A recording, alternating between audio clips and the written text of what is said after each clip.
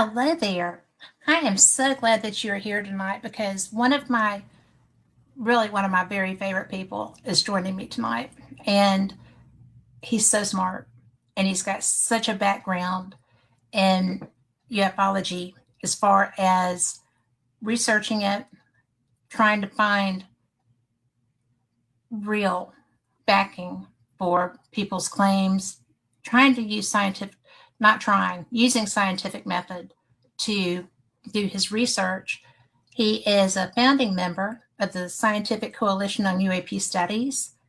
I don't know if he's retired yet or not. We're going to ask him that when we get him in the studio because he just, for the longest time, he's just kept going. He's kind of like the Energizer Bunny. He is always positive. He is always very concise, which is a good thing. And he is somebody who became my friend over all these years of talking to each other. And I'm so blessed by that. But I want y'all to meet Rich Hoffman. Hello. Hey, Kat, how are you? Good to see you and your buddy behind you there. I know, right? I'm ever hopeful. So somebody's got to be moving those things that they keep dropping in the emails. And right.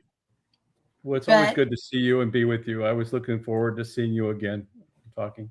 Well, I just hate I can't come to Toronto. That's going to be one of the best conferences ever because, you've got such good speakers and getting to see the people that I, do know and get a chance to say something to. And I love Micah. Yeah, I started reading his books, believe it or not, aside from his other things. He's a writer, and his books were just so fun. And I was like, when's the next one coming out? I'm getting ahead of you. You got to get it going, dude. But he really is. He's a very fun, very intelligent, very serious young man when he needs to be. And a lot like you, a lot of fun when he doesn't. I'm so glad that he's hosting again. I mean, he's been hosting us for the last several years and stuff like that. I used to do it before that, but I'm glad he took over the reins on that because I had too many other things that I had to work with in running the conference. But this year, I'm not running it. I'm just supporting it and stuff like that. I'm not going to be up there myself. I'm going to actually be back in the background watching and making sure that things go well for the online people. And Robert's going to pick up the helm in terms of, being the conference lead for up there. He's doing a bang up job. And there's a lot of things that we're trying to get, going. We've only got, we're just about at a month away from July 24th through the 26th. And so there's a lot of things that are happening and happening at the last minute just to get things ready. But I'm excited. There's like 20 presenters. So, I mean, that's pretty incredible number of people. We've got, everybody from Chris Mellon to a lot of the people that are on even the SCU that are going to be there. It's a worldwide group of people, actually. There's people from all over the place that are coming and doing a presentation. So, and the focus on this one is kind of interesting. It's like, what's the role of the study of UAPs in relationship to science and government, and how do you get them to work cooperatively together? And so it's tackling a very challenging subject, if you would. And of course, the fact that we're holding it in Canada, it's going to help the Canadians as well to be able to get attention to this and stuff like that. So we're also very excited about the fact that we're having it up in Toronto. What is their government's outlook on this? Well, they're actually, in fact, we had meetings. I know that with some of their government people about this, because they had heard that there was this project that the United States government had, right? And so they were like curious about, should we have something, and how do we work with them, and that type of thing. And so we encouraged and supported them to get involved, and I think for the most part they are involved. They're actually getting pretty engaged in the topic, a lot more than some other countries on the planet that aren't yet not on board with it. Yeah. But I would say that they're doing quite well. It's interesting that the UK has been lagging behind in that, and that yet they had that project early on, and of course Nick Pope was doing that, and but they kind of like have backed off, and they're not really doing anything pretty much with it. We're hoping that changes as well. I would think that because I do know, and I have spoken with Rendlesham investigators and experiencers, actually. Mm-hmm. And so I do know that the government there is well aware of activity that's happened on their turf, as it were. Oh, sure. Yeah. They're very aware of it, but it's whether they actually will stand up a project or stand up a team again and stuff like that we're encouraging, and actually, engaging their military to be able to cooperatively, send in videos, and we just don't see that. They're not doing that after they got out of it with, when of course Nick Pope left and stuff like that, but they wrote their report and they finished it. That just seems to be so short-sighted. Yeah, but it's really interesting. It's like look at us. We finally are getting traction in our political sphere.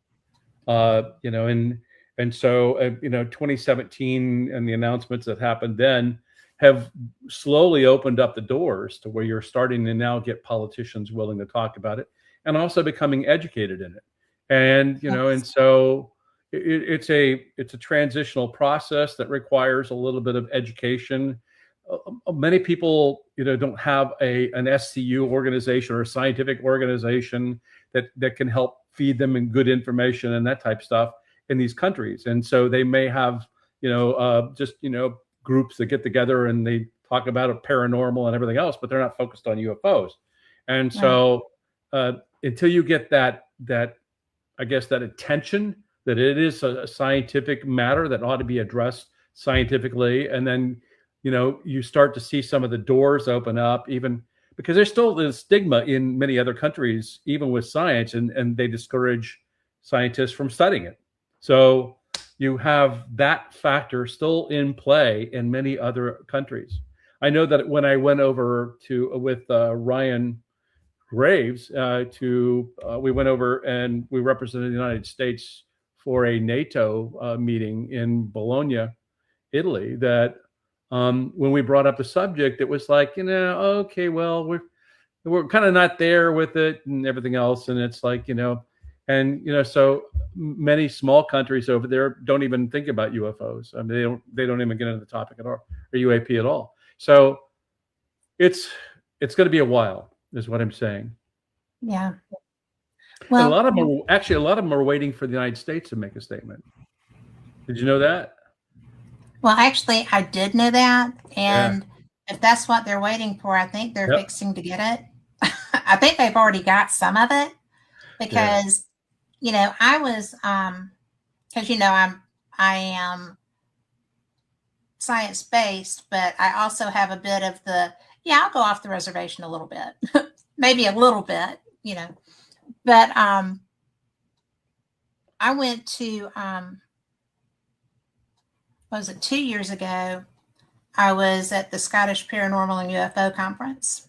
Mm-hmm. And it was so small and so awesome because one of my friends was presenting on the paranormal side. Malcolm was the guy on the UFO side, and they had a witch that was there doing another side.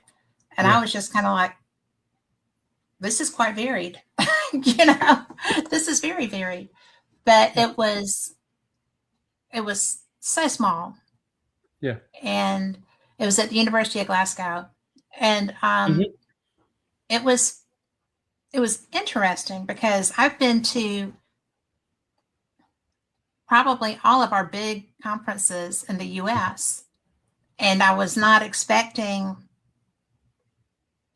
that scenario because it was in what would be the student union here and outside of the cafeteria of it. And there was a small stage out there. And it was interesting because that was my first time meeting Malcolm anyway. But it was, I mean, I was surprised Philip Mantle could have come too. I mean, he's within a train ride. Right. And there's so many people that could have, that are there, you know. And I don't know if Philip's traveling anymore, but. Yeah, I heard he wasn't feeling too well or something like that. There was some maybe health issues or something. He's been having that for a little while now.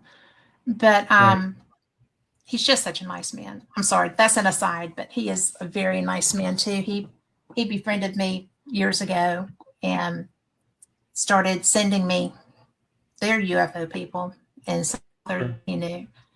And it's really interesting because there's so many people I want to ask what they think about these files being released. And I'm not even sure they're seeing them yet. Well, that's very true. I mean, there's a good number of people that are not even aware of these things or don't even really care that they're out there.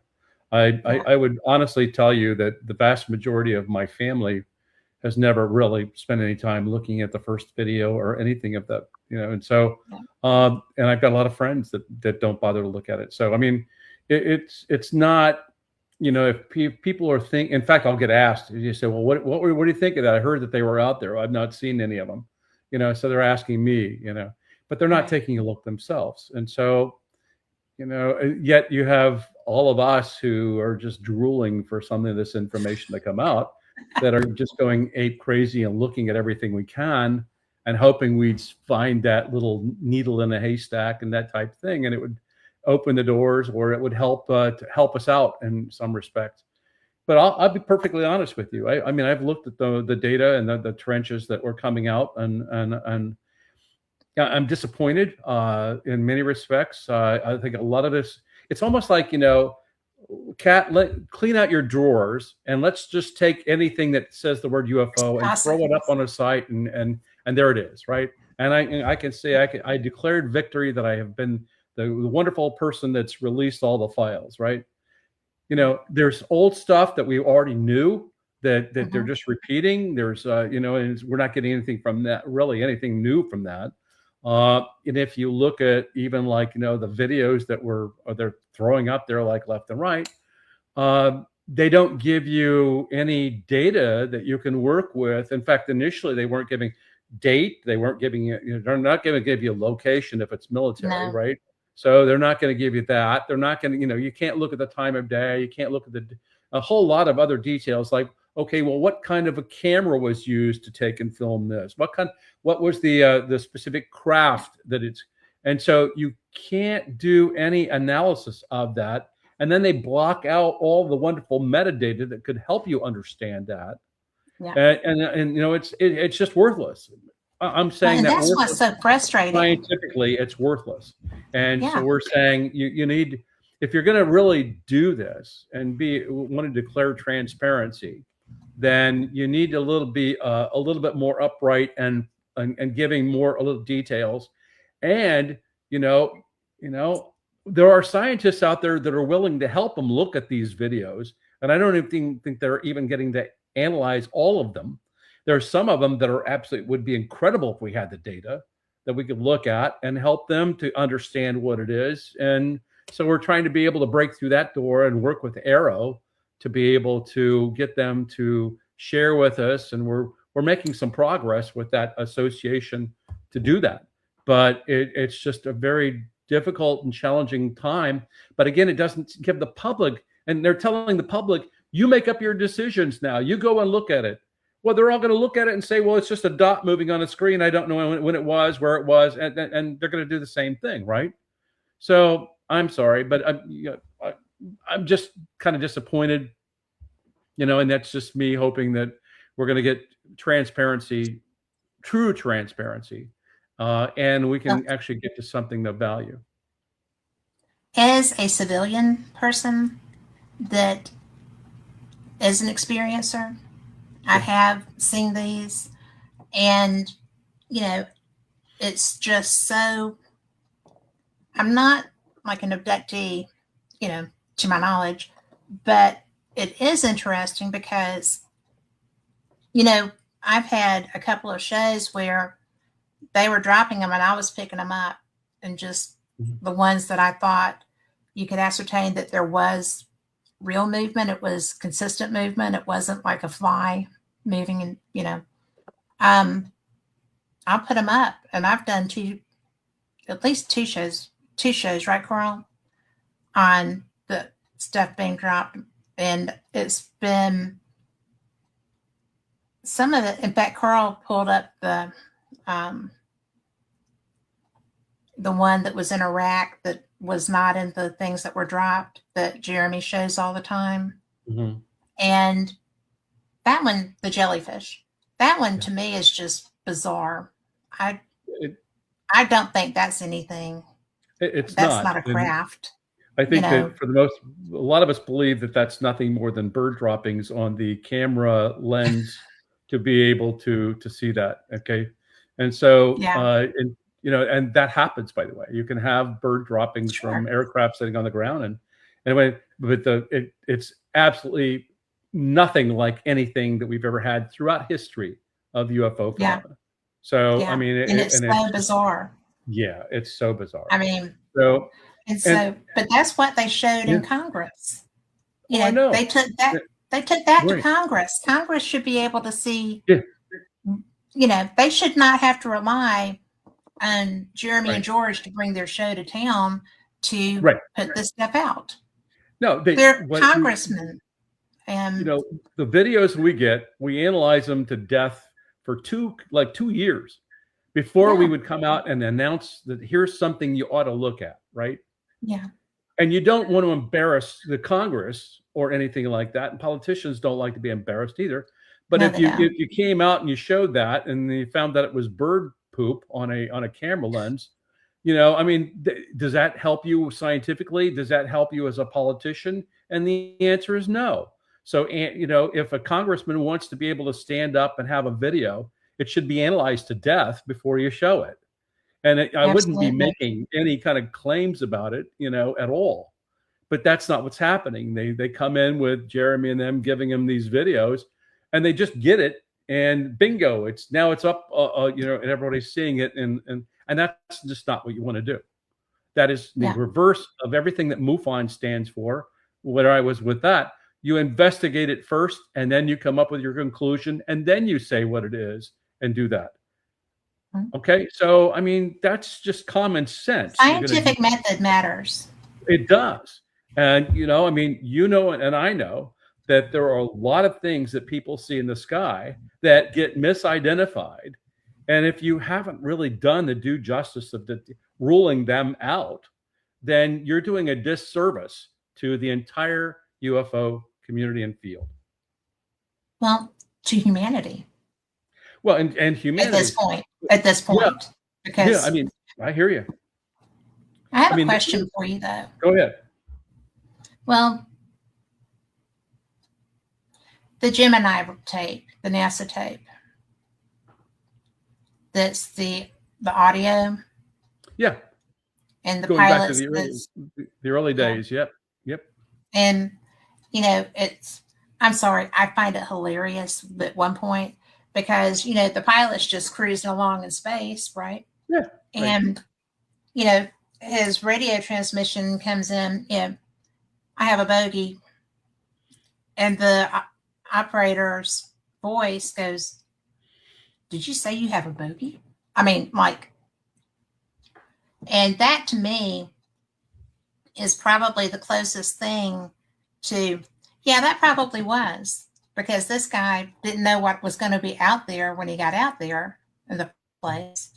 And, then you've got the heat from the craft that's doing things, I'm sure, to the environment that he's going through. And so, but there is stuff happening. There is a change. that's affecting his environment that hasn't happened that we know of before. And then he's got what he judges to be a craft or something that is unexpected.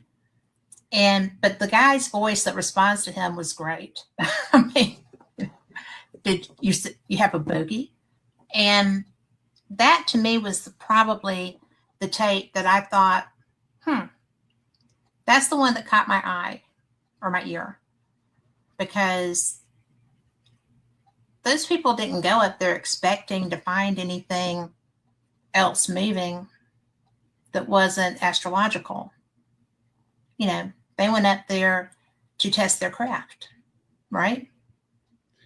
Yeah. To see if they could survive up there.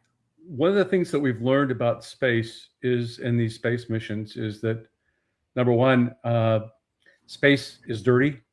Yes. It's very dirty. In fact, my concern is that we're going to continue to have micrometeors that are going to be piercing, you know, different kinds of equipment and stuff like that, causing problems. But space is dirty. You say micro what? Microparticles or micro, cosmic rays or that type thing. But you have space is just a dirty, very dirty environment. And if you know, even most of the meteors that we have that are pelting the Earth and stuff like that each night and stuff like that are dirt. You know, that's basically coming through and being pulled into our atmosphere and stuff like that. And we see them as shooting stars. So the bottom line is that space is dirty. And the other thing that I'm going to mention to you is that sometimes the craft itself is leaking and it turns into ice particles. And so they have ice particles that are moving around outside of their space capsule. And they're not used to seeing something like that. They assume that space is, going to be dark or black. And, and then like you see in some of the videos with NASA is that you have a thruster that engages and suddenly the ice particle that was moving this way is now moving that way, right? And you're saying like, wow, what was that? And then you have to understand that they're also looking through plate glass that's very, very thick to be able to be a good shield. And they also get interior reflections. And so a lot of the videos I see from NASA and these kinds of discussions are that they're seeing these kinds of like natural particles that are up there. They're seeing ice particles. They're seeing, they might even see another satellite, off in a distance, which is a big concern. And then now we add to it space debris, and space debris from, has now become a big time problem, and it's continuing. It's going to get worse as we have more collisions or anything like that of our spacecraft. And the more we keep sending up, these spacecraft and satellites and various other things, again, the more debris that's going to be up there. So I, to be honest with you, I haven't seen a whole lot that, to me, I mean, other than just somebody saying that they saw a bogey. If I had evidence that there was like something there, or I could somehow analyze it to find out if there was something natural or not natural, then, that would be better than just me saying, hi, I saw a UFO last night or whatever. And that's you've got to have something to go with that. And so again, anecdotal testimony is not going to help us out. I saw something last night is not going to work. You need to have more evidence or proof or something to go along with the fact that you did see something last night. And we need it, a lot better than what we're getting in terms of blurry photographs.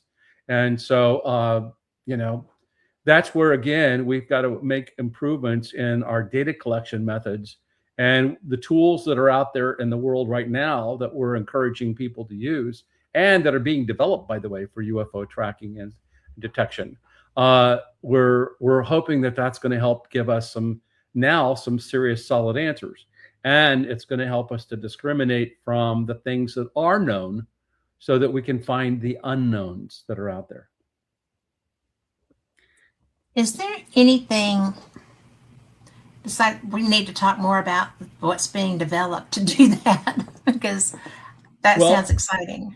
Yeah. Well, in January 7th, 8th, I think, was it January or February?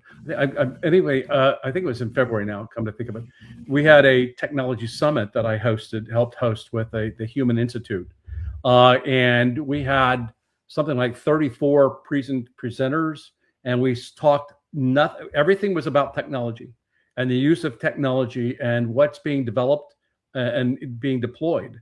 You have the Tedesco brothers who have a probably $2 million vehicle that's equipped with all the incredible, well integrated kinds of technology, and that goes out and they deploy it. Now they've even got a boat. You have Sky 360, which is over in Europe, and they've got 360 units that are now looking up in the sky and tracking things. You have the UFODAP that Ron Olsch put together. That's also got a population of these things that are out there that are doing. So we're looking at everything from passive radar to looking at the objects in different parts of the electromagnetic spectrum. We're going to measure any signals, radiation, anything that's coming off of them. And so we're putting science on target with now elaborate equipment that's going to give scientists that want to have data to look at.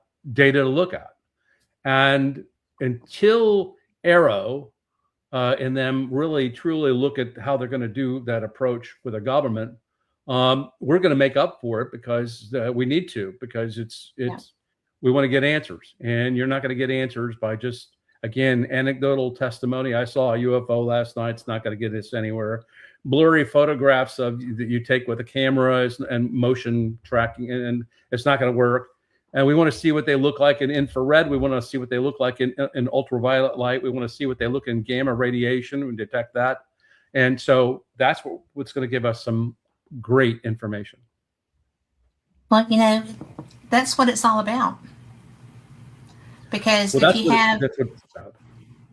Well, yeah, I mean, is that the same UAP DAP that Chris O'Brien developed?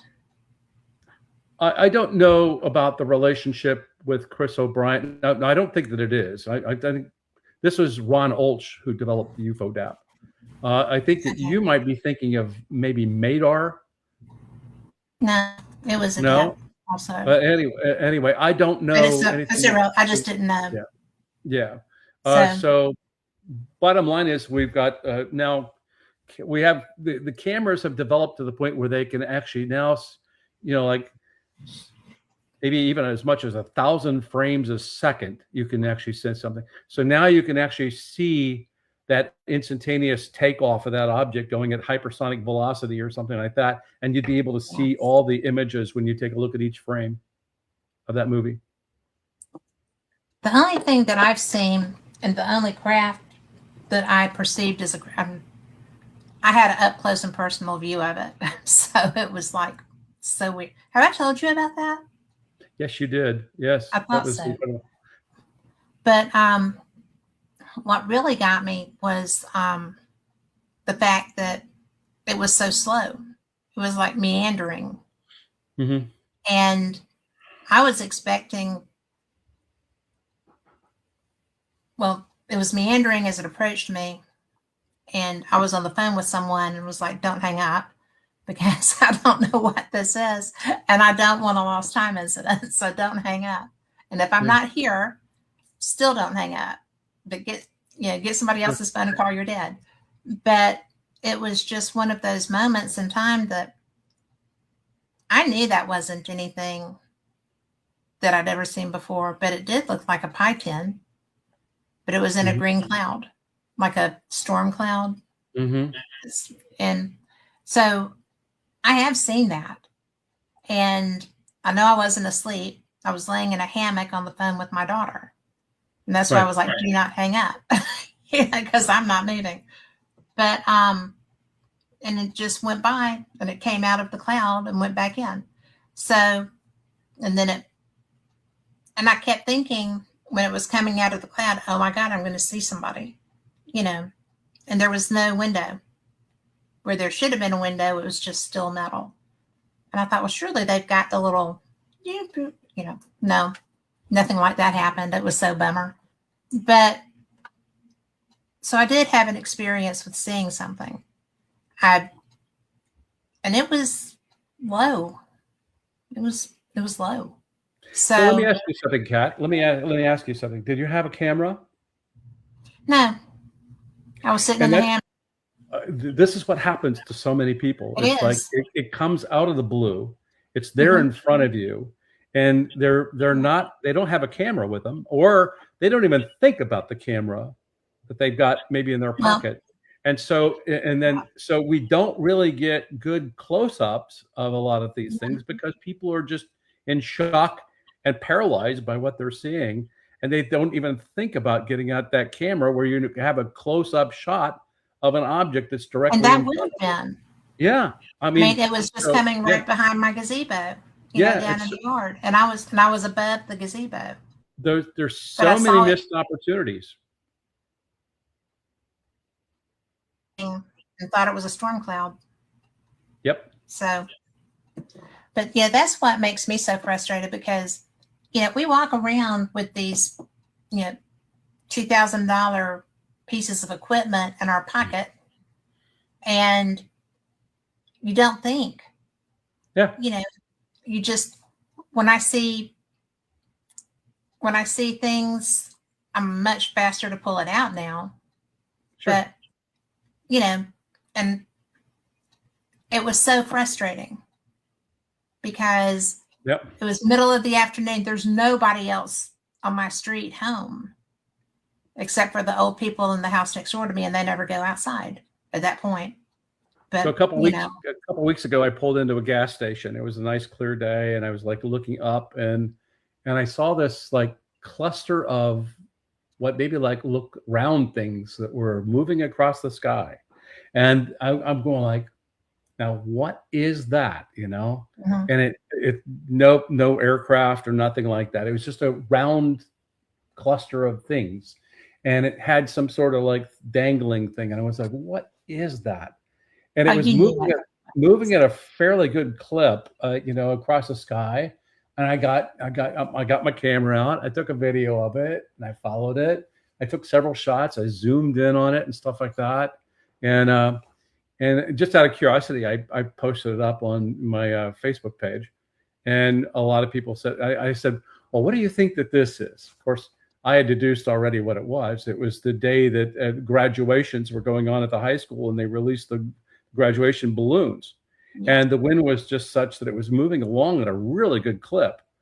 But, again, going back to the fact that many of the people that were around me, they didn't see it.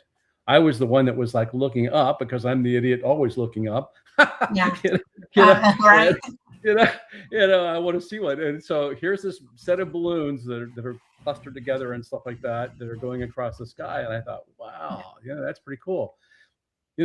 Why don't we have that kind of clarity with all the UFO sightings or whatever like that? And, and again, it goes back to, maybe they don't have a newer camera, or, they don't have that camera with them or something of that nature. Well, my Nikon was in the house. And I didn't want to go in because I wanted to watch it. But yeah, exactly. And trying to get that thing out of where I keep it would have taken forever. So it's really funny when you read actually the reports from people, and I did this in MUFON. We had to look at all the reports to see if we could come up with the best cases each year. And so I'd be reading the reports. They all kind of started out the same way. Well, I walked out to take the dog out and to smoke a cigarette. Yes, dog walkers and cigarette smokers. They all said the same kind of thing. It's like, oh my God, well, okay, but again, it's like I was walking outside, it's dark, and of course at nighttime, a light moving on a dark background is easily seen, where a dark object on a light background during the day is not as easily seen. We have aircraft flying over that nobody even sees or pays attention to. But boy, at night, you could say, well, what is that thing moving across? So that light moving in there. So most of our reports tend to be more like at night and stuff like that, which then doesn't help us out with their cameras. Because their cameras it's too dark. and then it becomes a little dot of a light moving across the screen. And then, we're not also good about holding the camera still. So it's moving around and jostling it and doing all kinds of stuff. And you're following this dot on a screen, and it's like, well, especially if they're excited, right? Yeah, exactly. Because it's like, ooh. Yeah, exactly. Yeah. And so that's a problem. And then it's out of focus. They focus on it and they try to, and it's out of focus or something like that. And, and then they see this, when it's out of focus, they say, oh, look, it changed into like an orb. No, it's because it's out of focus. Yes. Anyway, so we just don't have that camera equipment is not really going to even help us that much. It's that we need to get into these more precise and better tools, better cameras, better sensing devices that can actually detect these things and to throw everything at it. Yes. The ideal situation would be if we had what we call a nuclear honeypot out there. Just set an area and have a nuclear device sitting out there, and then have the entire perimeter filled with all the sensors and cameras in the world, because that they have a connection and interest in nuclear. So guess what? Just wait for one to come there and then film the heck out of it. Then you've got it. Exactly. Create the honeypot. And so. Well, you could just stick them up there at Minot. Yeah. Outside the fence. Yeah. Well, and you can go maybe on some of these areas where they're conducting the Navy missions and their exercises, because it's also popping up out there. So again, I think we just popping up a lot with the Navy. Yeah. So just equip yourself to death, and go out there and figure out what it is, with all those sensors and you can come up with, all the cameras you can come up with. Catch this thing in any kind of way you can, and then share it. Be rich and famous and retire. Yeah. Forever. And by the way, I am retired. So just to let you know, you were asking about that. Yes. I retired last year at the end of September. I decided to hang up the Army IT world stuff and to focus on retirement, travel, and everything else. So that's what we do. Well, I love when you travel. I go vicariously with y'all. And it's fun because, you are, you go to Germany like I go to Scotland, right? You're going to a place you like, you're going to go. Right. But you just have so many adventures and y'all are both so much fun. And thank you. I just love how y'all love each other after all this time, and you just go and just want to spend all your time together, and it's just so nice. Thank you. Everybody hopes to find that. I'm lucky that I did, but it's hard to do it. Yep. And I think it's beautiful how y'all do that. Just saying. Thank you. Definitely. Well, next year we're going to go to Spain for a wedding in Madrid, and then we're going to go up to France and go to Paris, and we're going to do a Bordeaux cruise on the Viking, and then come back to Paris. And so you'll have a lot of photos you can look at on Facebook. I will love that. My dad loved Provence. Yeah, so beautiful area. That's where they would go. And I'm going to slide this into this little slot right here because I just noticed that I don't want to lose you at any point. Of course, it would be nice if I could see the slot, but I just think that I love Brielle Strubs. I do. I'm sitting there and I'm like, oh, where are they now? What are they doing? Yeah. And so, and it doesn't always pop up right when y'all start. So I'll get to catch up because I'm not online as much as I used to be. Okay. Which is okay. It's a good thing. Well, tell me about your travels to Toronto, because there's more than one venue for this year, aren't there? So what we're doing is we're having we're using two hotels. The Windsor Arm Hotel on Friday night is going to be for the dinner and the keynote, and that's with Christopher Mellon. He'll be presenting his address and helping to open up the conference in terms of again, the role of science, the role of government, and everything else in terms of studying UAP. So he's an excellent presenter to open up the whole thing. And then we're going to move over to the Marriott at Eaton Center for the next 2 days for the conference and stuff like that. So, and that we have also, we're doing a little bit different where we're going to have to get more speakers and more things through. We've got these things called lightning rounds, and I don't know if you're familiar with that. Yes. So we're going to have a number of sessions that are going to be lightning rounds where you're going to have like very little 15-minute kind of like, or whatever kind of presentations on different topics. And so we'll be able to even get more, covered in terms of things that are going on. And so we got several of those, and we got of course our networking session that we do with people online and in the place itself. And then we have panels, which we're going to be talking about, and and a lot of different things. Again, the role of government, we'll be talking about with a panel and wanting to see what they have to say and to get their ideas on this. You have Doug Bittner is going to go. He's been going through and reanalyzing the Aguadilla video, which we're excited about because we want to hear. We're trying to get you had a situation where we came out with we didn't know what the heck the object was. It was just very odd that it looks like it's going in the water and then coming out of the water and everything. And then you have Arrow that came out and said, well, that's thermal crossover, and we don't necessarily accept that that's the explanation for it. And so he's going to do justice to be able to help look at it and then talk about what he found on that. But we also have, a number of other people are talking. Oh, I didn't know. We talked about, countries that were coming online. Japan is now coming online with actual official study. I didn't know if you knew that. Wow. So No, now I Japan is actually launching a legitimate study of the subject of UAP. So we're also very excited about that. That is exciting. Yeah. So all good things. The topics we're going to be covering every aspect of this phenomenon practically, I mean, it's just going to be incredible to watch and to hear from these people.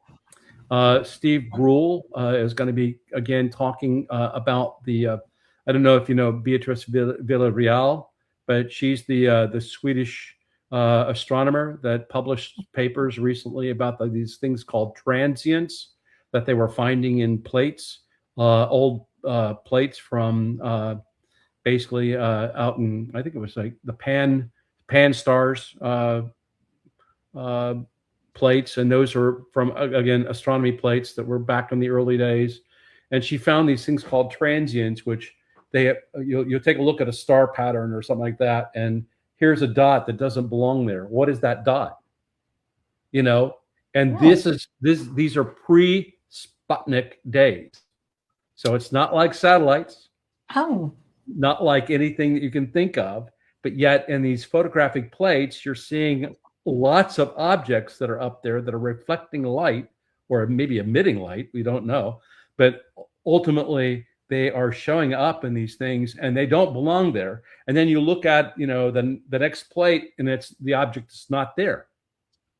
And you took so it's like, there's been a number of scientific papers that they've been putting together, and Steve's going to be talking about, again, that aspect of what he's been doing. And so we're, again, a lot of different conversations about different aspects of this phenomena that it's going to be a great conference. I encourage people to get signed up for it. This is going to be a great conference. The video aspect, the coming in to the conference, via technology.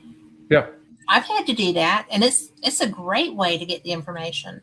Sure. And and you can make friends while you're in those chats. And yeah, are you going to be using the same programs? Yeah, we're using the Whova tool, which Whova is really one of the leading conference tools out there. So it's not like you're sitting on a Zoom call. You're actually out there engaging people and you're having You're a lot of interacting. networking kinds of things you can do, and you're connecting with people, sharing my photographs with somebody else, and so it's very much a networking kind of thing, and it's a great tool. So we've continued to use that tool for the conference. Well, I just hate that that's going to be how I'm doing this one, but it is. And I'm going to tell you, if I can figure that out, you can figure that out because it is the information that you can glean from the people that are in the chats watching this lecture with you, Yep. as well as the information being presented. It's just amazing. And the groups are so diverse Yep. that you never know who's going to be watching with you. And Yep. I think that's fun. Because the questions are also very, very good. yes, they are. The audience questions we get are just like, wow, these are some incredible, deep thinking kinds of things. And so, let's have that too. So again, it's going to be, we get a really good audience of really exceptionally good people. And it's just, a lot of people have been raving about this conference for a long time, and we're just wanting to keep that going, and making it the best we can, and see if we can continue to improve on it. So that's why we moving it to Toronto is like, wow, that's a major city, international city, and and so that's really good. We're excited. Well, I'm just glad it's not in New York. So, yeah. I mean, I love New York. I love New York, but I don't like it so much right this red hot minute. Yeah. The crime has gotten a little bit strong. And yeah. No, I hear you. Even in Midtown. So it's I think Toronto, the first time I went there, I was in 7th grade going into 8th grade. And my dad took me, he had a conference, and I just got to kind of roam the city. He showed me how to first, where to go. But, it was just so beautiful and clean and just truly an international city. And that's when the Vietnamese boat people were coming over. And oh, sure. So I got to meet a bunch of those people just in town, because we were right across from the city hall. And it was just cool. That's a great city to host something like what you're bringing. Yep. Beautiful, clean, good people. What more can you ask for? Yeah, exactly. I mean, and good facilities. Great facilities. Yep. So, well, what does this is going to sound weird. Okay. I have never heard Chris Mellon speak as far as presenting information. I've seen him on television. I have heard him. He was discussing the security aspects, but I didn't get, to get in a position to ask questions or anything like that. And I caught the tail end. But other than being a huge advocate for getting this information out, what is your favorite part about what he's going to be bringing to this? Well, I think that, number one, he's already played in the government. So number one, he's got that understanding, and he's probably been, and he's worked into, he was a deputy assistant secretary for defense for intelligence. I'm sure that some of those things are engaging, even, the Canadian government and stuff like that. He, was excited about even being able to go to Toronto and stuff like that. I think it seemed like he has a relationship with somebody up there or something. I don't really understand it, but anyway. But so I think, for somebody as prestigious as him to be coming in very level-headed, to being able to talk about the phenomena, it's going to help set the tone for the conference in the context of encouraging the government of Canada to continue to pursue it and get engaged. We've got the Canadian Broadcasting Company that's actually going to be coming and filming and stuff like that to help get the word out. So what I'm seeing is that the fact that he can, it's like breaking the ice and breaking it open, and it'll be very, very instrumental for us to be able to help them, encourage them along in the Canadian government to do something with the topic. Chris Rutkowski, I don't know if you know Chris or not, but Chris is going to be one of those speakers. I've been for years pushing for him to speak, and he'll be able to speak to the Canadian reports that come in, because he's been doing a great job of collecting all those reports and getting that back out in his annual report that he typically does. So I'm excited about the fact that Chris is going to be speaking as well. And, you know, I'm just glad that we're going to be able to now get to talk to a lot of there's a lot of different kinds of splits in terms, like you pointed out in Glasgow, in terms of, you know, the understanding of the UFO. There's not a solidified group. I mean, there is a MUFON representative there. You have Chris that's doing something, but there's no overarching SCU up there. And so maybe this might be a spearhead to being able to get some sort of, like, you know, a formal scientific group that can be put together to be able to help with that. So that's why we're hopeful for that. Well, I'm hopeful for that too, because there's a lot of activity there.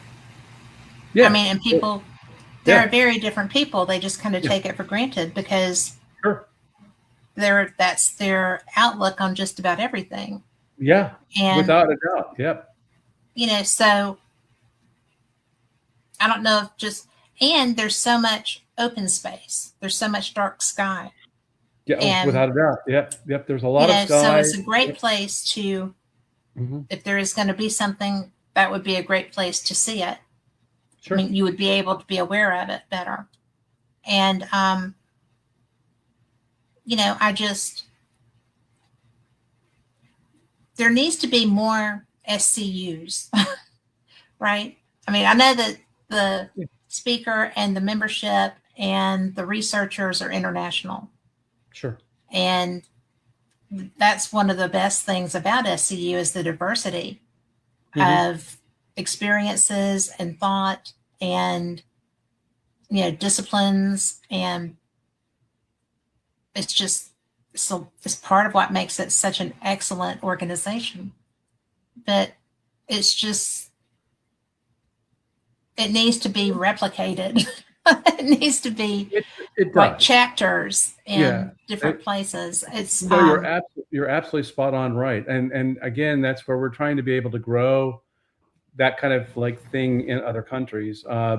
We have a Latin American advisor that is connecting some of the dots and people up in different Latin American countries. We have an advisor for Europe in UK. And he's helping getting us connected to different countries over in Europe.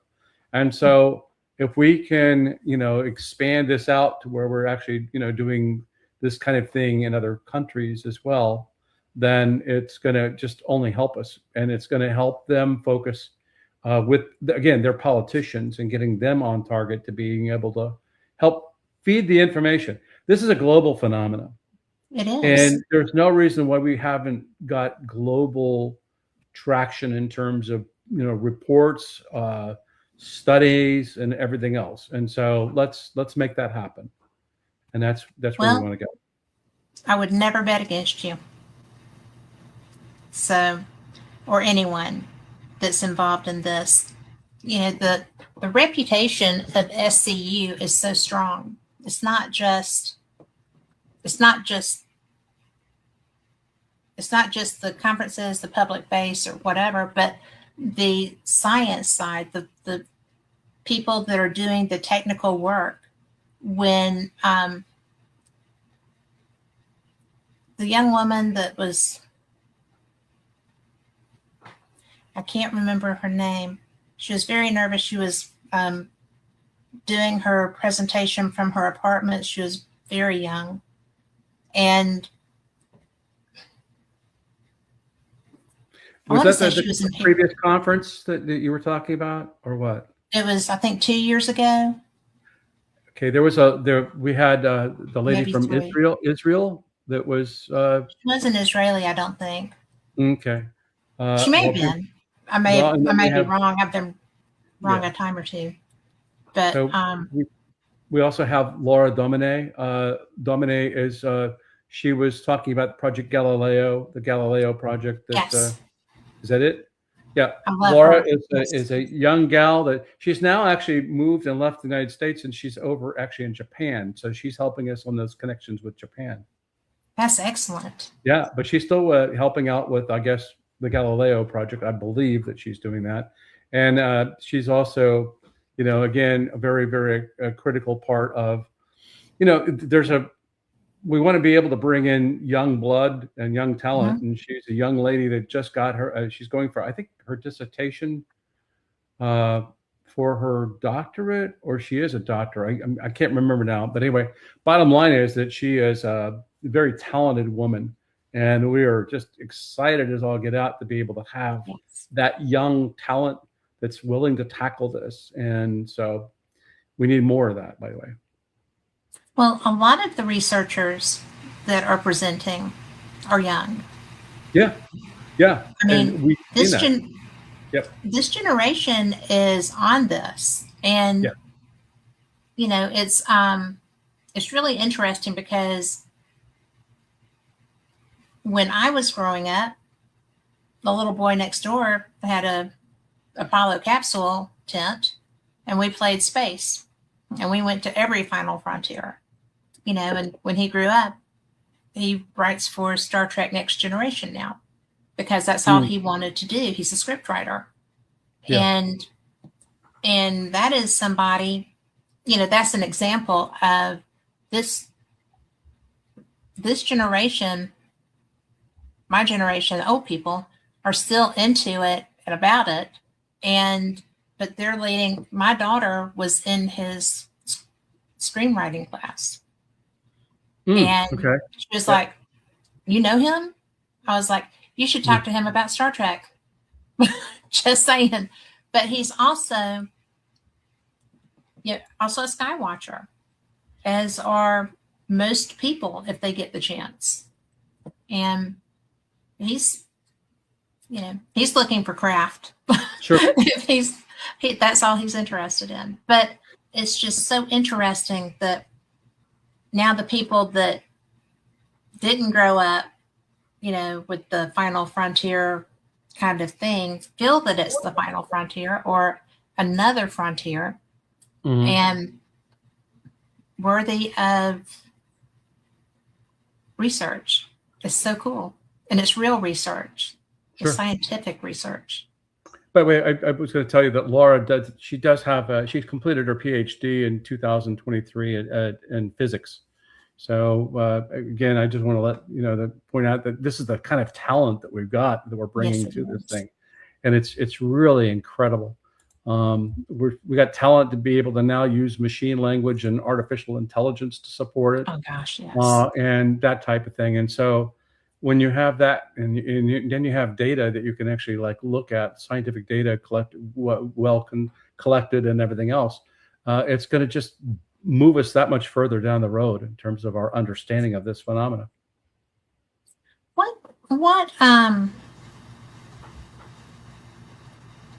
What discipline do you feel machine learning?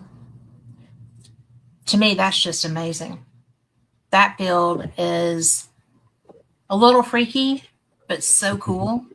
Yeah. Because, I mean, I grew up where, you know, inside the machine kind of thing, Lawrence, but it's so interesting to contemplate. I mean, I play with AI, but I just play with it. But, you know, I want to find out what it says. I'm just still testing it. So this is where it's really incredible. Think about this for a second. You know, when UAPX is an organization that's now been rebranded. It was the original Kevin Day program, and then it went on. And anyway, bottom line, UAPX has now reinvented its University of Albany X, and so they're actually now going to be doing more research at University of Albany. So there's a college that's actually getting engaged with the topic, right? Much like you have Würzburg, Germany, with Hakan Kayal. So there's a number of universities that are coming online, and we're encouraging academia to actually get engaged with the topic, right? And they're starting to do that. But what I was trying to tell you is that, you know, imagine this: you've got like hundreds of cameras and various sensors and things like that. And they're running 24/7 around the clock, collecting all this wonderful data, lots of data, you know, Yes. and they're doing it for 5 days in a row, right? So now you want to go sift through that, all that wonderful data. Well, it would take, you know, a team years to probably go through all that wonderful data, right? You can teach the machine by using an algorithm to go through and look for the highlights that you want, and also to discriminate the objects that you don't want. So machine algorithms you add to it can help you weed through all those thousands of hours worth of all these different devices, and then come back and say, well, this is what you want to look at. That's the power of the machine language and machine learning that we're talking about. And we need to have that. Yeah. So we need to have that. And then in addition to that, if we ever get into truly quantum computing, we would know it in even shorter amount of time, the answers to it, and even a lot more. But, so that's where it's going to be really beneficial to helping support analysis and research that we've got going on. That's wicked cool. Well, and then take a look at the fact that, even what Stephen Brule is going to be talking about, remember those plates I told you with those transient little lights on it? Mm-hmm. So they have all these plates. Well, go out and sort out all the ones that are just these strange objects, a certain thing. And so now you use that for that. So it helps you to be able to pull that together and to do an analysis of all those little lights that you see all over this plate. And it can take out the dust particles. It can take out this. It can take out that. And it gives you the objects that you really want to get. That's ridiculous. That's so cool. I know. And that's the fun of this, that technology yes, that's the technology that we have that's advanced to that point, Kat, that's going to help us to get through all this wonderful stuff and to be able to do something with it. And, you want answers just as much as I do. And yes. Again, we want to have a better understanding of these things, of what they look like in all these different parts of this, like I said, the electromagnetic spectrum, but we want to know what their heat signatures are. We want to know if they have radiation on them. We want to know if they disturb the atmosphere when they move in the sky. And if it does disturb, what is it doing to the atmosphere? And how does it not break the sound barrier when it drops at 44,000 miles an hour? How does it do those kinds of things? And we'll be able to actually get that with data from this technology that now is available to us.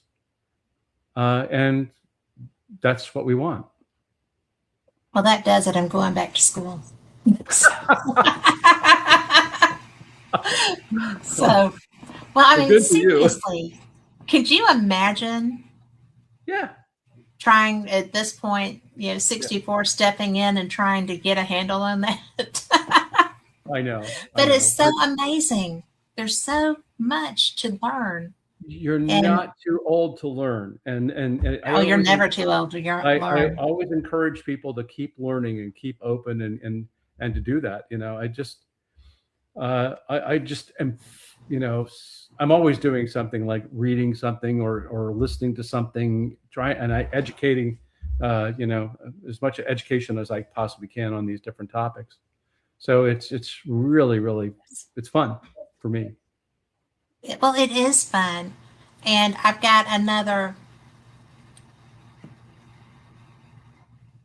4 months before my education is free. So I am going to be re-enrolled at UAB, but good. And learn all the things that I wish I had learned then. Yeah. So that I can understand the things I want to learn now. Right. But and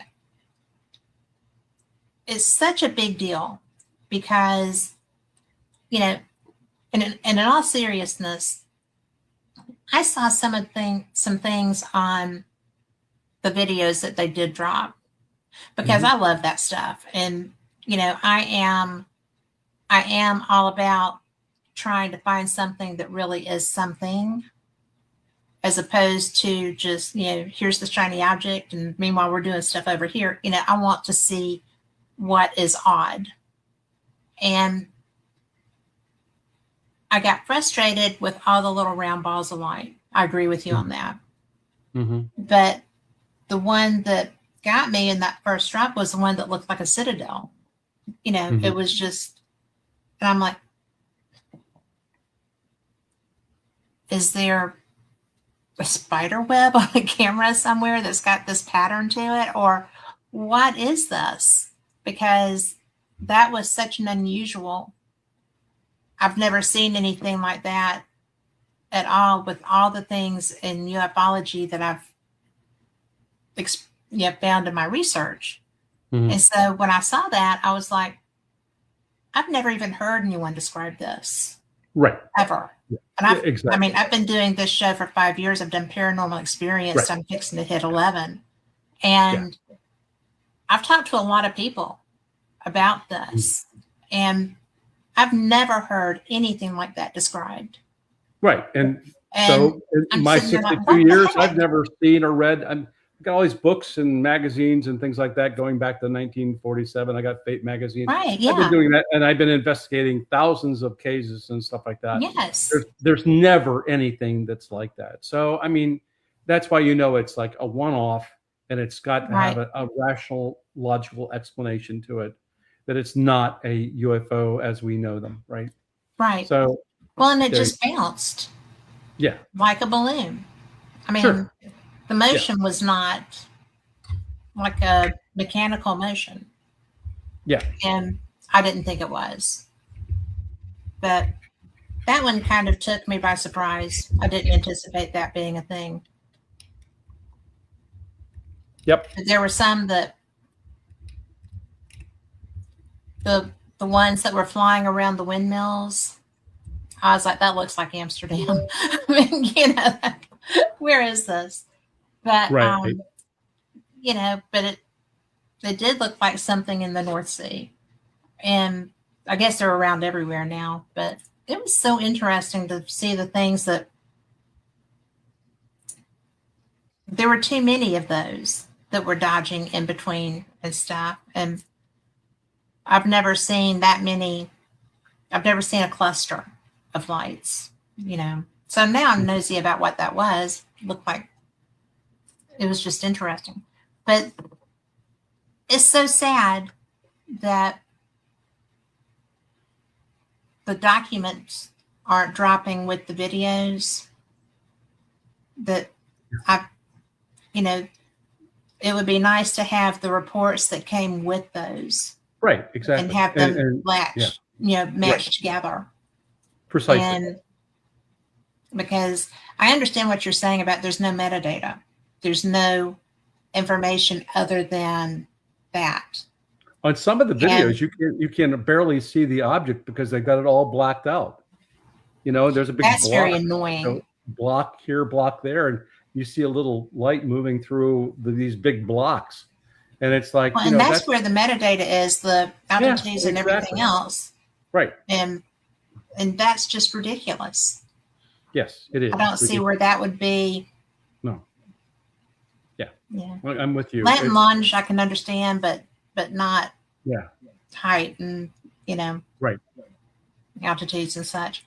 But and temperatures and, it's very annoying. But they didn't ask me, darn it. So I would have been pushy. We're certainly talking about it and trying to get them to at least work with us or work with academia and stuff like that to be able to actually look at the data, and we can maybe help them to be able to sort through this because we've had way more experience that they have. And and you probably got higher clearances, a lot of you. Yeah. So there you go. I mean, if we can make that happen, that would be good. What are the odds, do you think? Well, I think it's pretty good actually now because we're talking about what they we're looking into building what they call a CRADA. A CRADA is a cooperative research and development agreement that you have with the military and, let's say, a university or a group of scientists. And so we're looking at establishing a CRADA, and they're being a little bit receptive to that. And we're hoping that will continue, and we can do that where we can now talk more between each other and help them out in terms of just the sheer volume of things that they're getting. And then in addition to that, we learn, they learn. It's a great relationship. The University of Alabama Huntsville has a good CRADA with the Defense Department, and so they pass over all kinds of like things between the two organizations here, and it's good. So we're hopeful that we can get this thing called a CRADA through as well. Wow, that would be so handy. Sure would. For both, for both groups. Yep, exactly. Because obviously, yep. I'm sorry. No, I was going to tell you, have you heard about the fact that I guess Avi Loeb and a number of people are going to be now forming a UAP council, scientific council? I don't know if you heard that or not, but there's I haven't. It's been in the news here the last several days anyway, and stuff like that. That apparently now there's this the possibility of some sort of a UFO scientific council, and they've mentioned a number of scientists that are going to be supporting that. I think that they were a little bit premature in making the announcement, by the way, and they're kind of like not talking about it too much now. But anyway, the idea was that it would be that they would have access to, these scientists would have access to the ODNI information as well as ARRO's information. And so there's Dr. Matthew Shadegas, I think he was listed as being on that council. You have Tim Gallaudet as part of that council. That's a good member. I'm sorry? That would be a good member. Yeah, and so you have him, and he would be on helping with the USO aspects. But yes, again, it's just to be able to help the government get educated, and also having some of our top scientists, if you would, in the field that have got experience with this to help them out and to do a better job of getting information. So we're trying maybe understanding what they're getting. Yeah.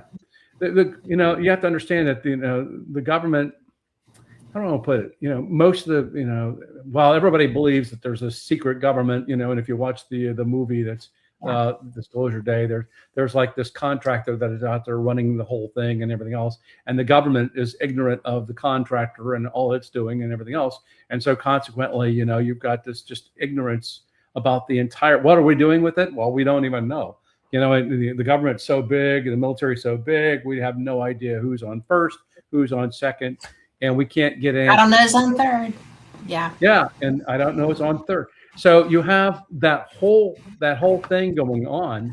Well, part of it is the fact that much of what we've been trying to do is educate the politicians who are wanting to go after this, and get them up to speed, letting them know what's going on, and then hopefully they're getting the message out with their other politicians and stuff like that to be able to help us, to make progress with this.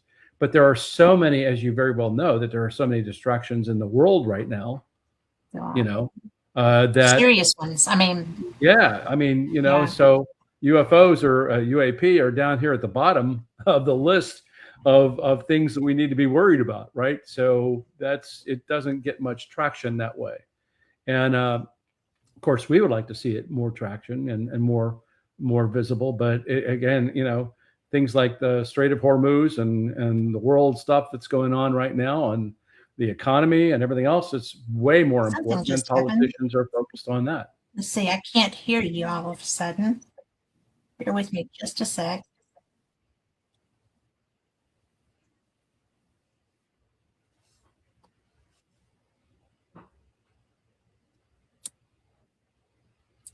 I lost my connection on this. Give me a second. I'm sorry. It's okay.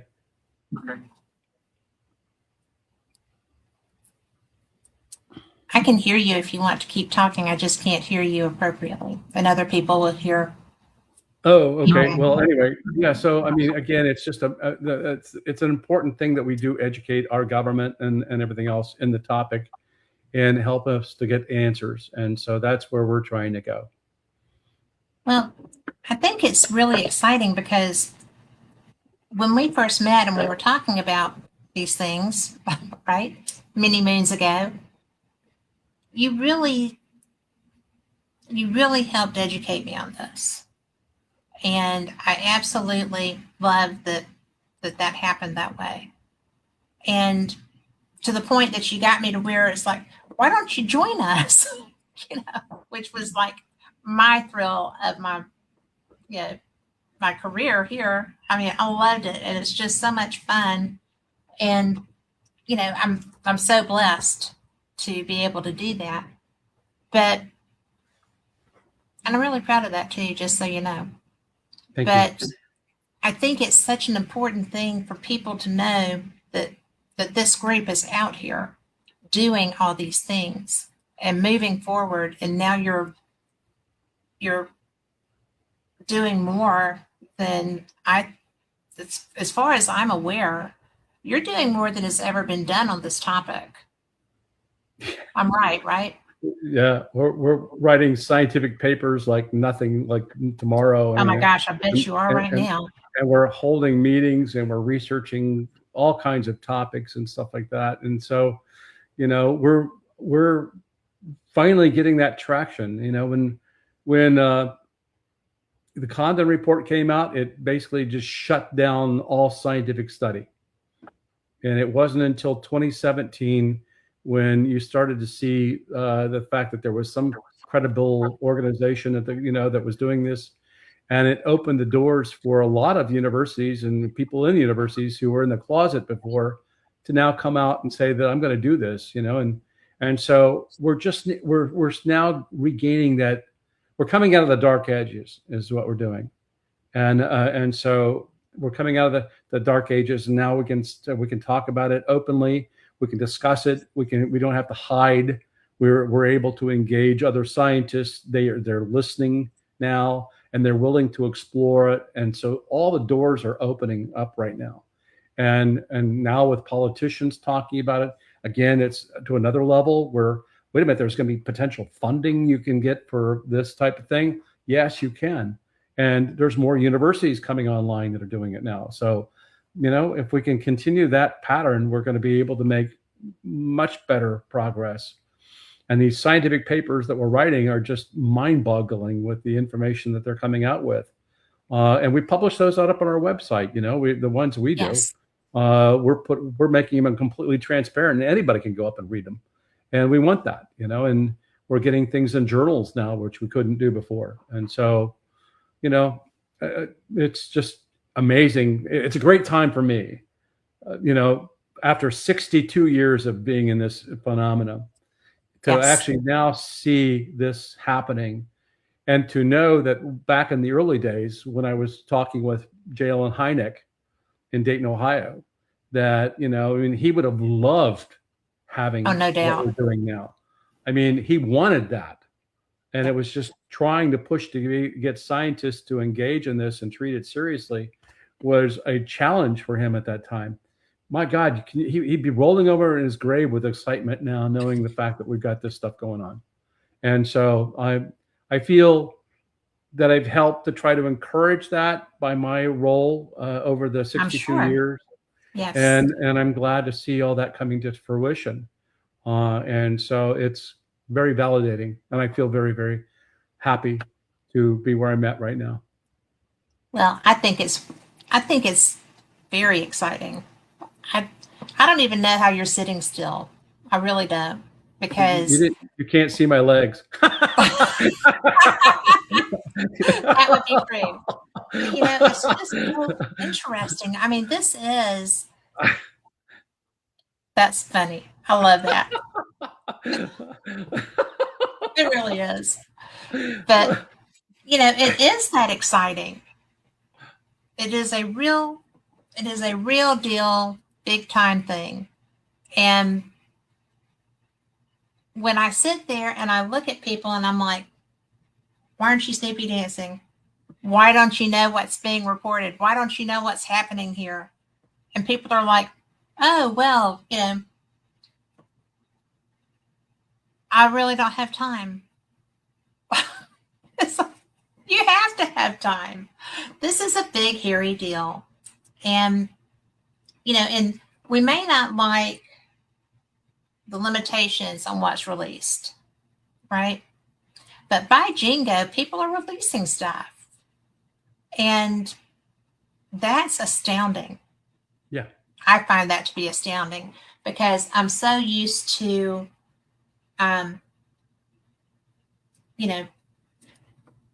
Stanton Friedman was a dear friend of mine.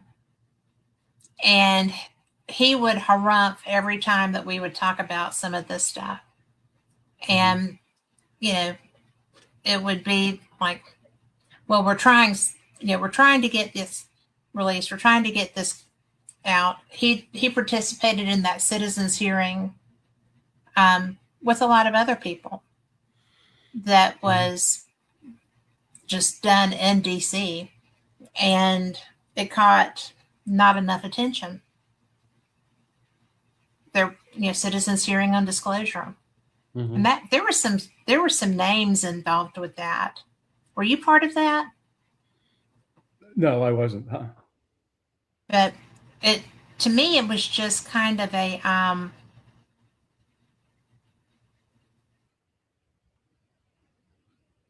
they were credible. He was a physicist. I mean, mm-hmm. There were Chris. All these people were part of that. Yeah. Dolan, there were a lot of people involved, a lot of MUFON people, a lot mm-hmm. of credible witnesses, and it never gained traction. Right. And when I was watching the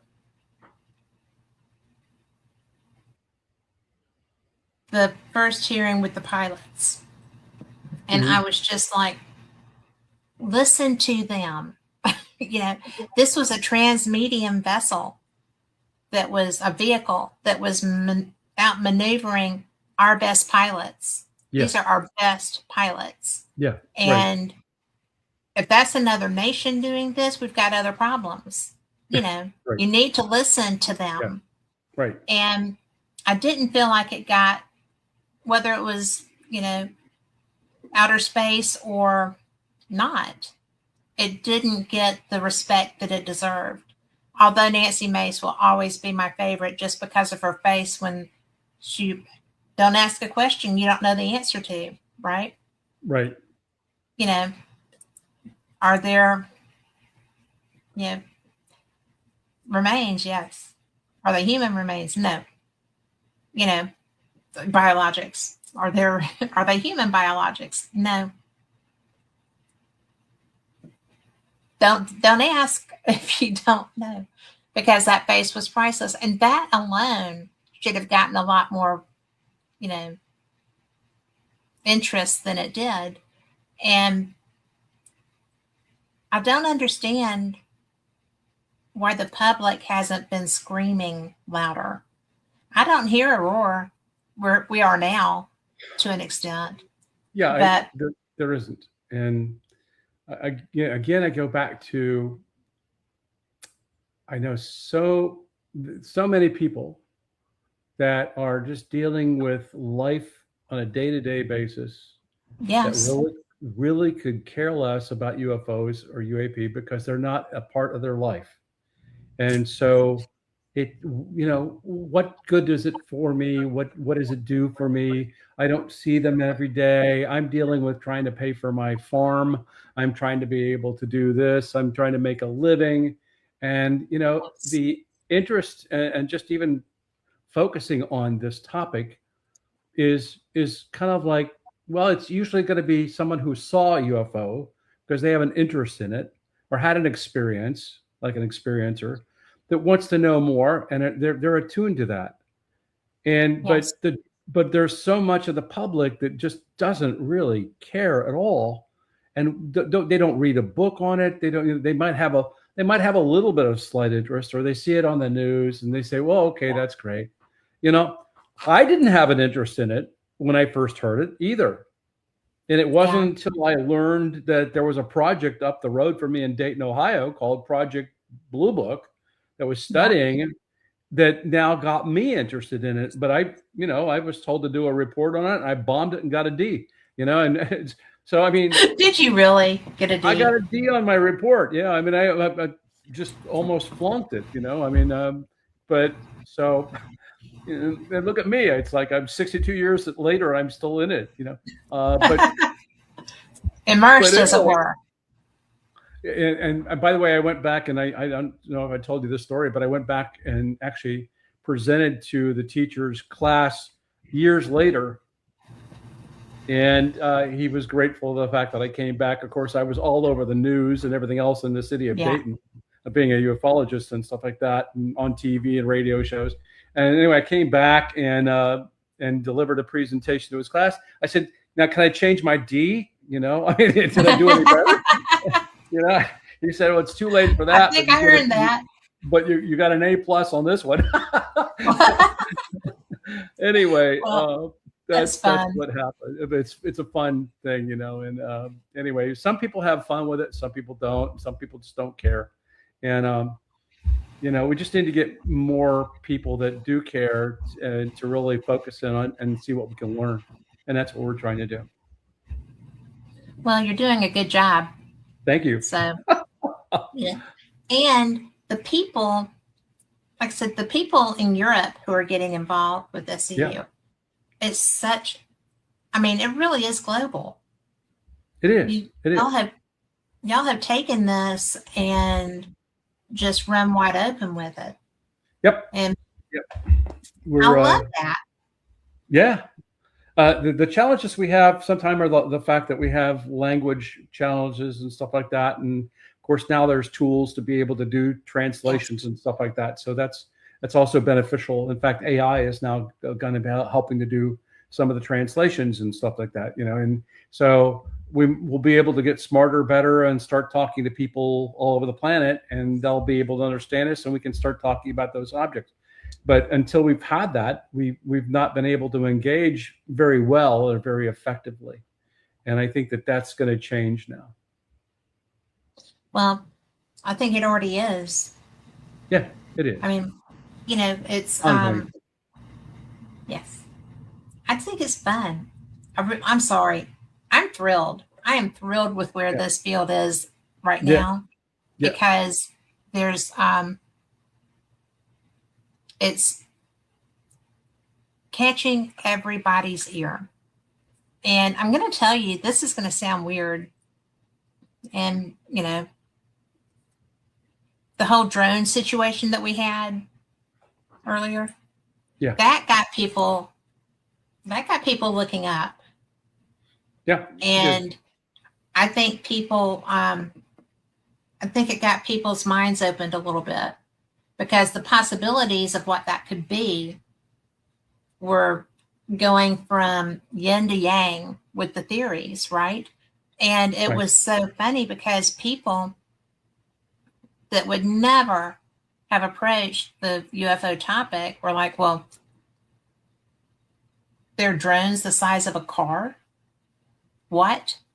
And and then there were reports in England of underwater vehicles coming through the channel and stuff like that. There are, I think, 3 of those that I heard. And I'm like, well, you've heard of USOs, right? They don't just fly. But it was interesting that people were like, oh my goodness. And I felt bad because people were tripping out, and I have always said that Orson Welles, War of the Worlds was a test balloon back in the day, and humanity failed that. And that I feel is why they're so afraid of the topic going public, or have been so afraid of the topic going public, because of the reaction that they got just to a radio program about that happening in Heinering in a small environment, right? Right. And so I think that when people didn't trip out about the drones, I feel like that might have been a second try. And I mean, it's an out there possibility, but after that, we've started having like open gates almost.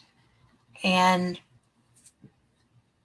outside of this conference, everything else that I've contact, and UFO Congress is not doing it anymore, but when I've been there, other conferences have had a strong woo aspect. And I say woo, but an unscientific approach. There are some scientists that go, but primarily it's experiencer based. Right. And right. The thing about SCU is that it's not so much experiencer based. We're looking for the science. We want that side. Yeah. And they are tied together, but the experiencer needs to be supported by science. Right. Because otherwise, I've seen them be patted on the head and, oh, that's nice. Thank you for, stopping by. So this needs to happen for the experiencers as well as just getting answers, I feel. Precisely. And so, I look at this way. I was the state director for MUFON for years. I actually had Alabama and I had Mississippi. I was also a state section director in Ohio and Dayton, Ohio, and stuff like that. Looking at all the reports and going out and talking to witnesses and stuff they're all looking for some sort of validation of the fact that they're not nuts and they actually saw something, right? They're looking for validation. And so, if we, and then, with the whole experiencer thing like that, you have a situation where you keep looking at the experiencer and saying, well, can you bring me something off of the craft? Can you bring me something, I can look at and actually study, and nobody comes back with anything. Or if there's nothing that it's just a story, and maybe I've got a couple marks on my body, but I can't deduce what the marks are, how is that going to help us to be able to do anything in terms of our understanding of these events, right? Exactly. And so science can get its arms around maybe the vehicle aspect of it, because we can look at that, we can measure that in the sky, it's being repeatedly seen. Not as much maybe as us seeing the beings, but nevertheless, that we can see the craft, right? So if we, can validate the fact that there is a legitimate experience going on, with there's real objects up there, then that does nothing more than just help validate maybe what the experiencer base is having. And then we have to figure out, how do we get the experiencer base measured and studied and scientifically? And there's so many people that I had cases reported to me that were coming in and saying, well, I got this lump on my arm and stuff like that, and I think that I was abducted. And the thing would be the size of a golf ball. Well, if you know anything about the implants that allegedly the people were saying, it wouldn't be visible, right? It'd have to be seen. It wouldn't be a size of a golf. So, no, it would be. And then you go to the medical community and you say, well, can you study this and find out whether it legitimately is this? And they're going to say, well, yeah, give me your insurance. Well, who's got the money to be able to pay for you looking at that golf ball size thing in the arm to actually do that, right? And do they know how to go after that? And so you get what I'm saying? It's like, it's a hodgepodge, and maybe you want to get that looked at because it's medically a problem and you may have cancer. I know, right? And so again, you just don't know how to approach it that's going to be helpful scientifically to measure and to look at it, and to get doctors that are trained in, well, psychology or the medical fields and stuff like that willing to do this, right? And and there's until you get that figured out, you're going to struggle with it, that the experiencer aspect, because you just don't know how to go after it.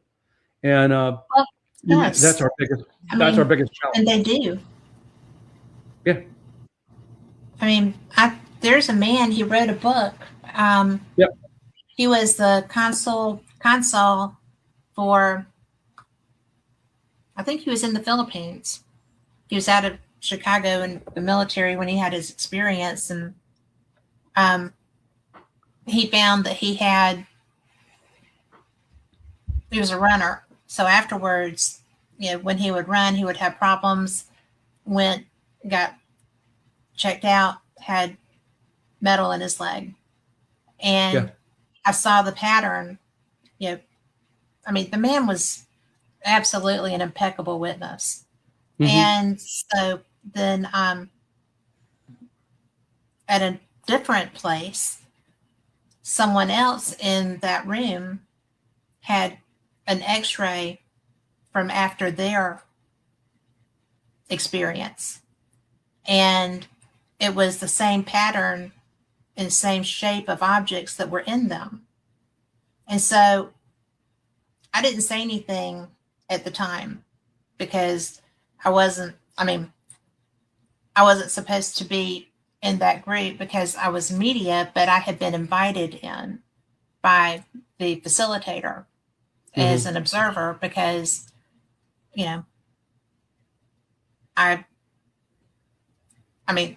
there's a reason I didn't let my daughter hang that phone up when I was seeing that, right? Yeah. Because I did not want to be a statistic and somebody think I was a fruit. And, so I was able to say, I've seen this before, and here's the book you can find it in. And go talk to this person. And so the gentleman's name is Terry Lovelace. And I just said that, and I'm like, oh, I hope I've got his last name right. But I do. But it was just such an interesting thing to see that. And so now, how are you going to go and get them the support that they need? Because now you have two people, completely separate walks of life, completely different areas of the globe, who are walking around with the same experience and implant of some type. And, we have to find ways to document that. We have to find, I'm with you on that, and are you working with the medical community? I'm not, but we do have, because we're so broad, because we have like over 400 scientists. We got everybody from medical doctors to psychologists to you name it, and I'm sure that they're engaging. And I'm personally not, but I'm hoping that they are. And I mean, we've been encouraging that as much as we can. So, I don't know if I'm going to be presenting now to the Colorado MUFON in March. With Katie Page? I'm sorry? With Katie Page? Was Katie Page still with Colorado? To be honest with you, I don't know. I've been talking with a lady named Erin who wrote me and asked me and invited me. So Erin is going to have me coming out there, and I'll be presenting in March of next year to that group. I've actually presented to the North Dakota chapter, the Oregon chapter. I went to Phoenix, Arizona, spoke with them. And I've had, I think, one other group that I've been actually engaging with. So I don't know if you heard or not, but David McDonald died from MUFON. And of course, they don't know what the status of MUFON is going to be now. I haven't heard if they've got somebody that's going to be filling in for him or whatever. But anyway, I've been a lifetime member of MUFON. I'm a lifetime member, a benefactor, and so I still support the organization, and I do the best I can in terms of helping them as in continuing. John Price, who is the state director for Alabama, and I have met. We've come out and we've talked with each other, and he attended a presentation that I did and stuff like that. So we're trying to keep connected, even now the fact that we're SCU, we're trying to engage other organizations. We're connecting with SUAPS, which is the Society for UAP Studies. We're engaging them. I'm working with the Human Institute in terms of these technology summits that they're holding and doing. I haven't really. I've actually went up on the Hill and met with Danny Sheehan and Lou Elizondo, and I think that Ross Coulthart was there, and we had a number of other people that were there. Richard Dolan was there and his wife, and we had a meeting about UFOs and UAPs and what can we do to help get legislation, through.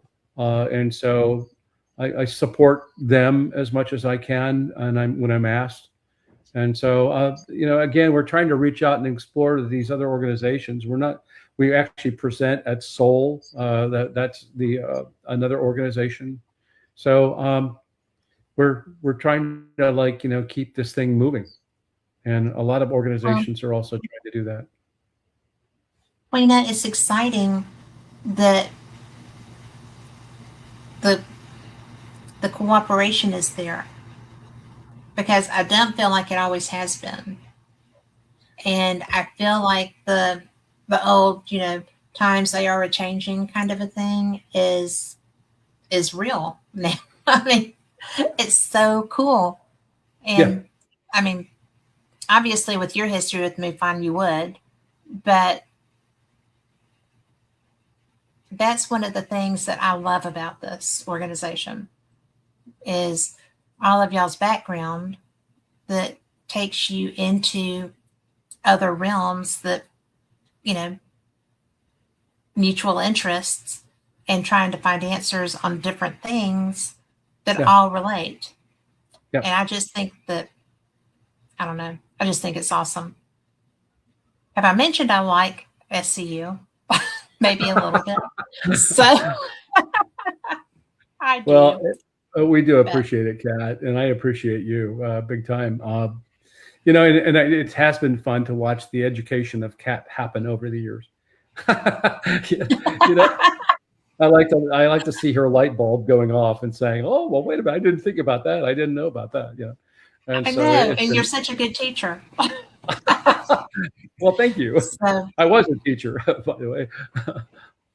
And you still are. I still am. You're still very good at this. Exactly.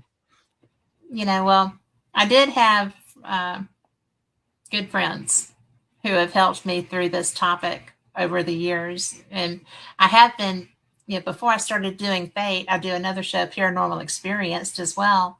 And I've always covered everything anomalous, and because it interests me. And I figured if it interests me, it'll interest my listeners. So right now, my daughter-in-law is undergoing cancer treatment, so I can't do my Wednesday shows because I'm the support person taking care of children. And it's tough to do that show with the 5-month-old in the background. That's but but she's doing well with her treatments, so it's pretty good. But I have guest hosts right now, and so it's all ghosts and paranormal, not just my idea of paranormal is anything anomalous, and there's this kind of there's a lot we just don't understand. There is the paranormal exists. I mean, it does. I mean, I've experienced it. There are things out there we just don't understand yet, and I guess it's just being open to the fact that we ought to look into some of these things and actually take an interest in it, and to be open-minded enough to be able to willing to say, I'm just like you. I'm interested in this. Okay, well, follow your passion and follow that interest to see where it takes you. And that's kind of like what I did. I became, passionate about the subject of UFOs, and I just followed that UFO thing as long as I have, and to see where it would take me. What's it going to do? And so we grow from that, and we learn from that, and we can share what we learn with others, and that's what ought to be happening every day for all the people in the world. We're all getting educated on something, right? So anyway, Well, sorry, I'm on a bully pulpit there. I'm never, I never feel bad for asking questions, because I was really and truly taught that there are no stupid ones. There are none. And all of them are good. If I don't understand something, right, I need to, because my job when I host somebody is to get their information where people can understand it. Right. Right. And if I'm having a hard time getting something, then somebody else may be too. And that's why I've mentioned Stanton. Stanton treated me just like I already knew everything. And so I had homework to do after every conversation. So I had to figure out what we had been talking about. So it was just like, not always, but a lot of times. But, and he just brought me along, right? So then, we became friends, and you are such a good teacher. I've said that already tonight, but I just can't say it enough, because you do give me those aha moments if there's something that's puzzling. And if I'm having those aha moments, so are my listeners. And it's really cool, because you've been involved with this since God was a child, and you've got so much knowledge to share. And, the organization, it's so involved, from the physics and the aerodynamics and how is this working and what do we do, and and you hold my feet to the fire if I'm like with the comet, right? Well, there is nothing here. This is a comet. And I'm like, Ivy says it's not a comet. So I was just like, I don't know what to say. I respect everybody here. But because I look at it through different filters than you do. And you were right. So it was a lot of fun. And whereas I will go off the rails a little bit to that side, you always rein me back in. And the conversation gets right back on task. And you're like, we need documentation before we say this. And I'm like, right. But this is so interesting. It's not proven. And people need that. Yeah, they do. Because how many times have you seen people on this topic go down the garden path? Yeah.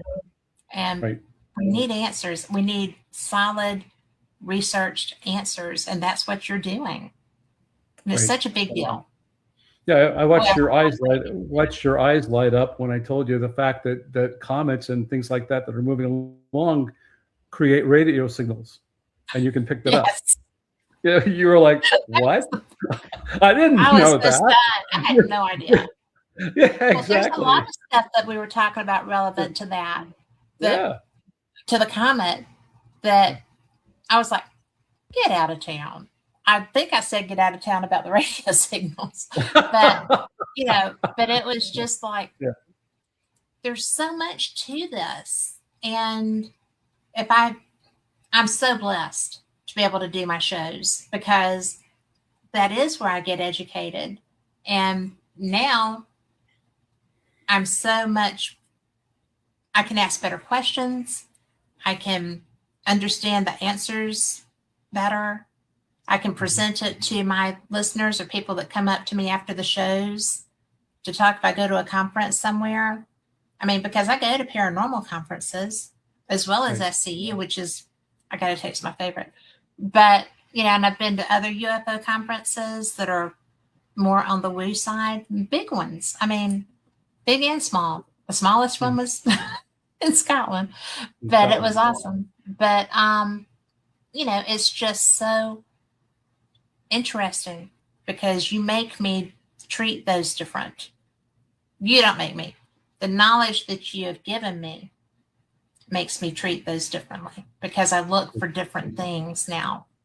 Good. I will always participate with the experiencer groups because those people are really affected, and they are not necessarily part of the equation with what SCU is trying to do. Although, we talked about that y'all are looking at that too. But it's really hard to take that down a science path, I feel. It is. It's more of a. It's much more difficult and much more complex because there are there's so many things that we don't.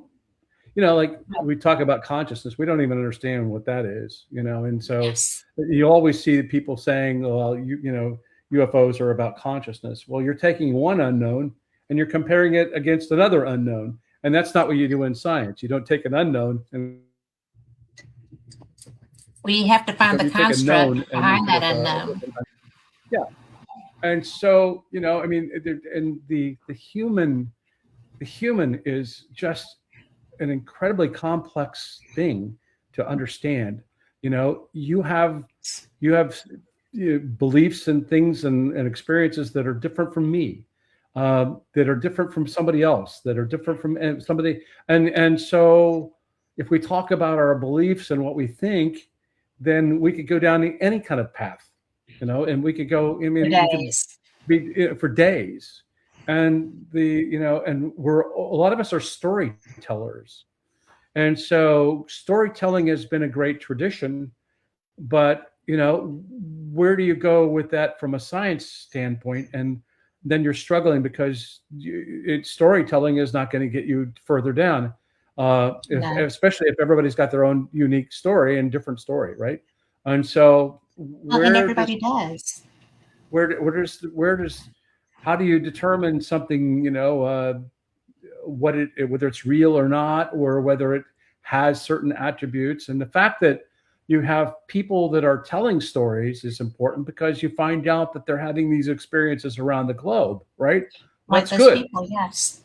So now what you do is you apply observation and science to that to be able to help now get an understanding of why is it that people around the globe are having those experiences and what are they doing and what are they seeing?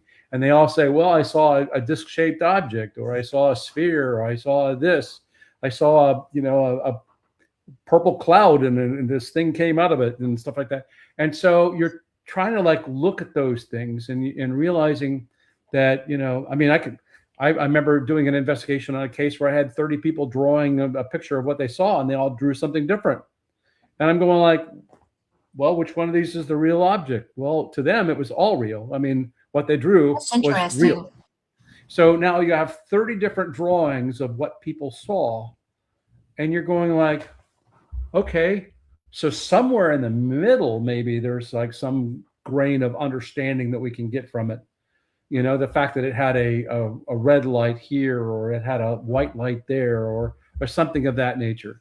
But 30 people, it's really, and maybe not, and everybody's not an artist either. But that's what we had to deal with back in the day. It was just crude drawings that people could do, and but you're trying to get an understanding of the phenomena, and you just can't do it from 30 different viewpoints, I guess, if you would. I'll always point this out, the fact that my wife has better hearing than I do. And so guess what? She can hear things and I can't hear them. Some people have better vision than others, and some people have a better memory, than others, and then, so you take all that human variation thing into account when you're doing this investigation of this phenomena. And that's where it becomes challenging, because if I had maybe if everybody had the same kind of camera, we might be able to see the same kind of information, but we don't, and so anyway, that, You know what I'm getting at, Kat. So it's very important. It's very important that we get that stuff, a better understanding from a multi-sensory kind of like experience, like many sensors that are looking at it and looking at different ways and different parts and listening to it. You know, I always point out the fact that, you know, that the objects are always reported silently. You know, they're moved silently away. I didn't hear a sound. Okay, well, not every case, but I mean, a good number of them are all, I didn't hear any sound. Yeah. And I always point out the fact, well, it's maybe making sounds, but it's above the human hearing level, or it's below that, and we just can't hear it, right? So how about if we get equipment that can listen to it below human hearing and above human hearing and find out if it's really making sounds or not, right? So again, you're applying science to this thing to be able to get better answers. Well, I said it earlier. I will always say it. I will never bet against you. Because finding ways to do things is what science is about.